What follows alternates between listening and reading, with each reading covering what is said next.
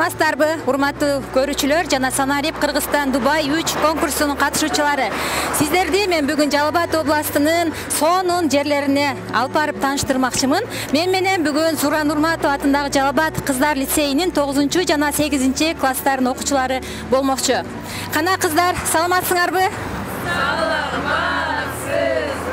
Биз турган аймак азыр Жалал Абад шаарынын кире беришинде турабыз. Эшигин көрүп төрүнө өт дегендей, биз азыр дарбазасы аркада жана Курманбек Батырдын эстелигинин жанында турабыз. Курманбек Батыр биздин Жалал Абад шаары үчүн жана Жалал Абад областы үчүн эң тарыхый батыр болуп эсептелет. Бул эстелик 2001-жылы Курманбек Батырдын 500 жылдыгына карата тургузулган. Жана биз бүгүнкү экскурсиянын максаты биздин Жалал Абад шаарынын аймагын сиздер менен жана окуучулар менен биргеликте таанышып чыкмакчыбыз. Анда эмесе бүгүн биз окуучулар менен аймактануу экскурсиябыздын негизги планы менен тааныштырып өтсөм, бүгүн биз аркадан баштап Жалал Абад шаарынын кире беришинен баштап, анан Ысык көл түштүк түндүк альтернативалык жолдун Ысык көлгө чыга беришине чейин барабыз. Анын ортосунда сонун кызыктар сиздерди күтөт. Биз Крайтануу музейине барабыз. Жалал Абад областынын эң көрүнүктүү сонун дарылуу касиети бар курортко барабыз. Андан кийин биздин Курманбек Батырдын күмбөзүнө тааныштырабыз. Билесиздер, Жалал Абад областы көчкү өтө көп түшкөн аймак. Ал жерде көчкү боюнча сиздерге сонун маалыматтар берилет. Түндүк түштүк альтернативалык жолуна чейин барабыз. Биз ушунча объектини бүгүнкү экскурсияга камтыгандан кийин биз бүгүнкү экскурсиянын алтын эрежесин бекитип алсак, бүгүнкү биз экскурсиялык сабакта коопсуздукту сактайбыз. Кимиңиздер мага макул болсоңуздар, анда колуңуздарды койсоңуздар болот. Коопсуздукту сактайбыз. Мугалимдин тилин алабыз. Тартипти бузбайбыз, билимдүү болобуз, илимдүү болобуз. Бүгүнкү күндү жакшы маанайда сонун өткөрүп, аман эсен кайтып келебиз. Ура!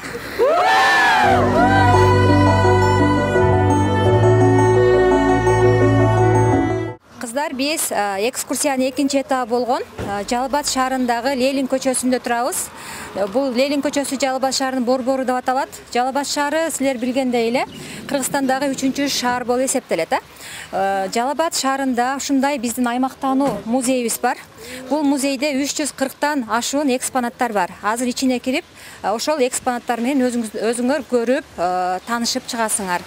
Жалал Абад шаары калкы 112 миң адамдан турат. Аянты 8821 гектар аянтты ээлейт. Бул Жалал Абад шаары жөнүндө маалымат. Эми келгиле, биз экспонаттар менен таанышып, музейди ичинен жакындан көрүп, таанышып чыгайлы.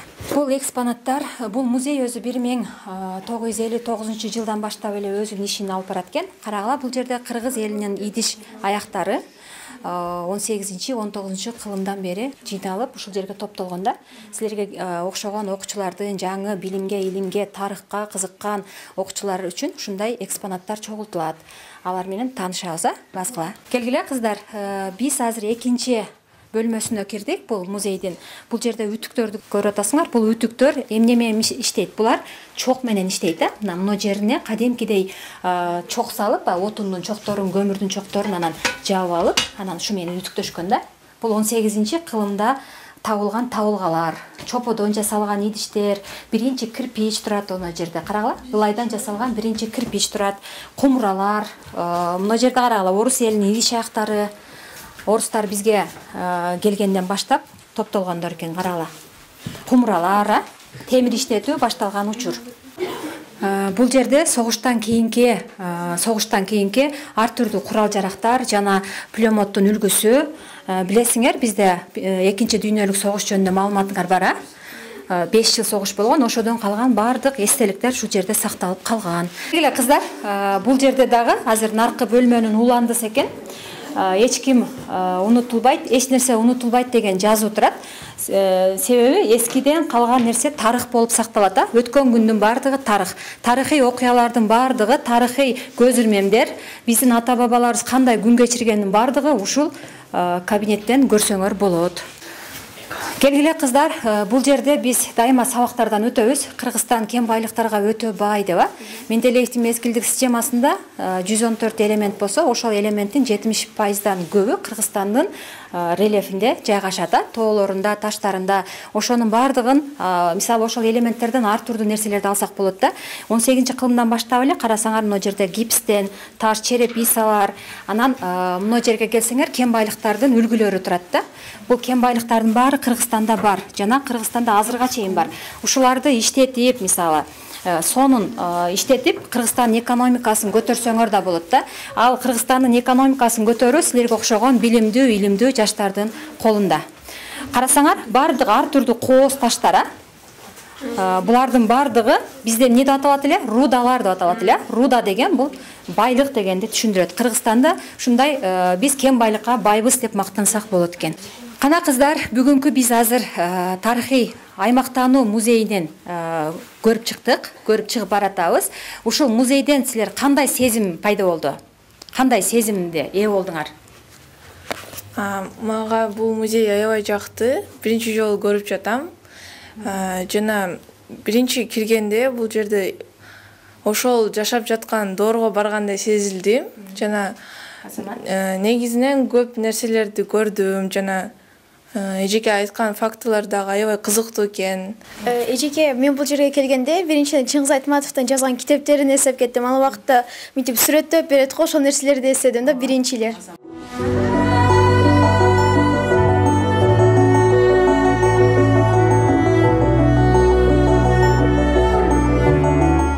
Мына кыздар, биз экскурсиябыздын экинчи этабына келип жеттик. Бул курорт шаардан 5 километр алыстыкта, деңиз деңгээлинен 975 метр бийиктикте жайгашкан. Курорт негизинен эки функцияда иштейт. Баткак ылайлар менен жана минералдык суулар менен адамдарды дарылайт. Өзүңөр көрүп турасыңар, Жалапат санаториясы деп жазылып турат. Бул курорт 10-кылымда эле белгилүү болгон. 1900 жылдан баштап эле ар түрдүү объектилер курула баштаган. 1912 жылы Мырзакул Болуш деген байманаптын сунушу менен ушул жерге курорт курула баштаган да. Элдерди кызмат этиш үчүн, элдерге дарылык касиети бар үчүн да. Бул жерде курорт негизинен Жалапаттын эң сонун байлыгы болуп эсептелет. Жалапаттын экономикасына дагы сонун салым кошот. Себеби Борбордук Азия мамлекеттеринен ушул жерге дарыланганга көп адамдар келишет.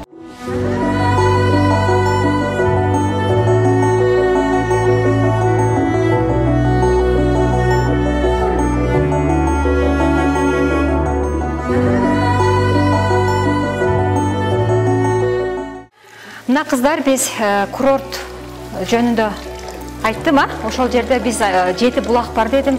Ошол булак ушул жерде ар бир мыногу чоргодон ар түрдүү булак чыгат. Мисалы, биринчи булак мына жерде жазылып турат, источник деп, Кыз булак деп турат, карасаңар болот. Мына жерде экинчи деп турат, 5-чи, 4-чү деп булактардын баары жазып турат. Ар бир булактын минералдык составы ар түрдүү, ар бири ар түрдүү ооруга дары. 7 булак бар курортто. Жалапат 27 деген дагы булак ушул жерден чыгат. Бакалашкаларга куюлуп, бардык жактарга тарап аткан булак. Баарыңар ичип көрсөңөр болот, дамын сезсеңер болот.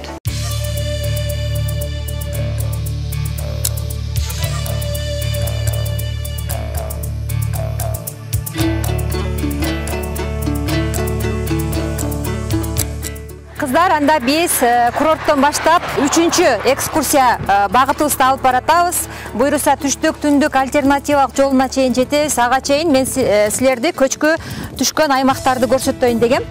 Карасаңыздар, бул тоолордун бардыгында жаракалар көрүнүп турат да. Ушул жаракалардын бардыгы келечекте көчкү түшө турган аймактар деп аталат. Бул жагында карасаңар, көчкү түшкөн аймак турат. Биз азыр Карачолок деген айылда турабыз. Мындан кийинки айыл Таранбазар, анан Курманбектин эстелигине жетебиз.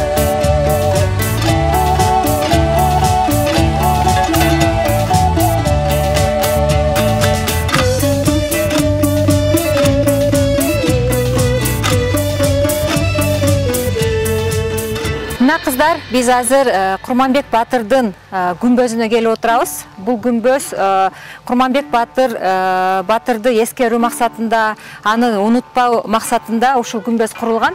Бул күмбөздүн негизинен Курманбек Батырды сабактардан деле окусаңар керек, Ал эл жерди сүйүү, жана Кыргызстандын бекемдиги, Кыргызстандын ар бир урууларынын сакталышы тууралуу көп эпостодо берилет да.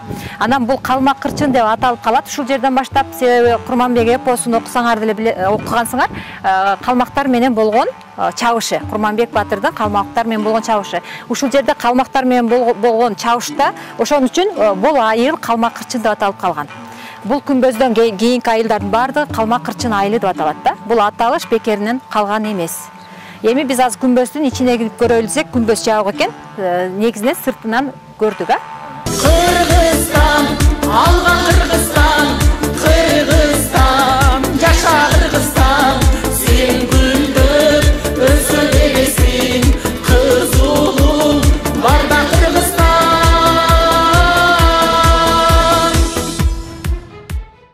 Анда кыздар, биз бүгүнкү экскурсиялык сабагыбыздын аягына келип жетип атабыз. Биз Калмак кырчын айылына чейин түндүк түштүк альтернативалык жолунда баратканбыз. Бирок туннелге жамгыр жааганына байланыштуу жете албай калдык. Ошол туннел жөнүндө мен силерге кичине маалымат беремин. Туннелдин узундугу 4 километр, түндүк түштүк жолдун узундугу 460 километр, ал Жалабаттан Балыкчы шаарына чейин болот. Азыр биз турган Жалабат менен Бишкектин аралыгы 560 километр. Ошондо бизге Ысык көлгө жалабаттыктар үчүн өтө жакын болот да. Бул жолдун келечеги алдыда. Эми биз жолдо кетип бара жатканда биз көчкүлөр жөнүндө көрдүк, Ал жерде көчкүлөрдү өз көзүңөр менен көрдүңөр, кандай жерде көчкү жүрөт экен.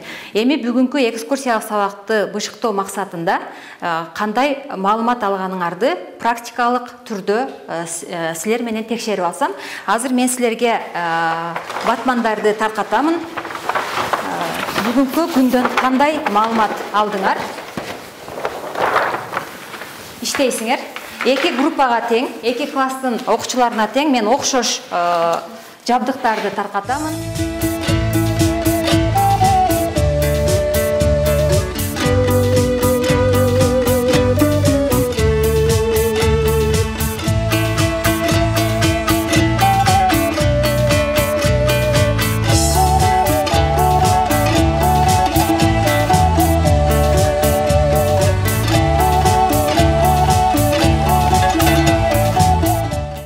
Анда биз биринчи тайпанын бүгүнкү сабакты кандай түшүнгөнүн уксак.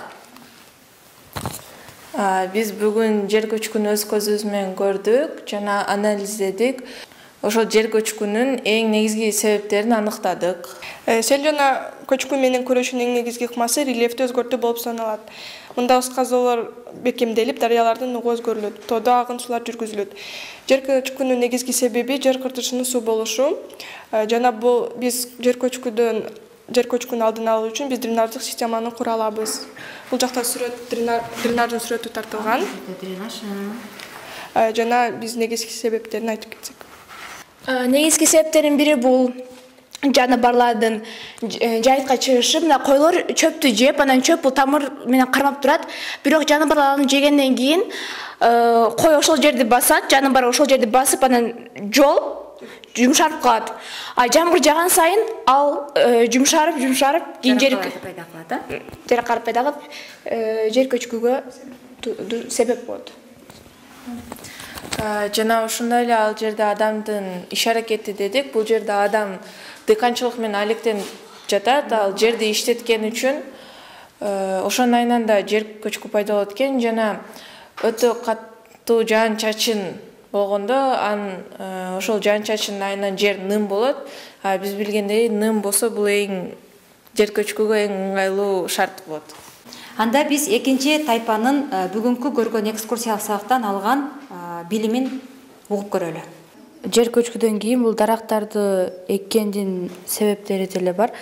Дарактын тамыры бул топуракты кармап турат, катуу кылып. Муну эккен себеби абаны аябай тазартып турат дарактар. Бирок биз бүгүн экскурсия барып көргөндө ошол жер көчкүнүн аймактарындагы жар бар экен. Дарактар эрилген жок. Жардан кийин эле эме дарыя бар, анан кийин жол экен. Ал жакта биз дарактарды эксек деле болмок, бирок ал жакта эгилбептир. Эми силер кандай кылайын деп ойлойсуңар? Мисалы дарактарды мөмөлөрдү байлап коюпсуңар. Эгер биз мөмөлөрдү байлап жанагы ал дарактар жер көчкүгө да тоскоолдук берип турат. Жанагы биз ошол дарактардын мөмөлөрү менен Кыргызстандын экологиясынын өркүндөшүнө да алып келсек болот. Экономикасын. Жана дагы бул абанын тазарышына дагы жакшы эме. Урматтуу окуучулар, биз бүгүн ушул менен аймактануу экскурсиясын аяктадык.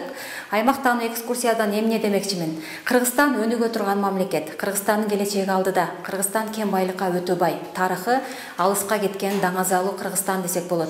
Кыргызстанды өнүктүрүү бардыгыбыздын, силердин жана биздин колдо. Биз мугалим катары Кыргызстандын илим жана билим жагын көтөрүп, Синел Мандай сонун мугалим болсо, Кыргызстан тез эле арада өнүккөн мамлекеттердин катарына кошулат деген ойдомун. Саламатта калыңыз.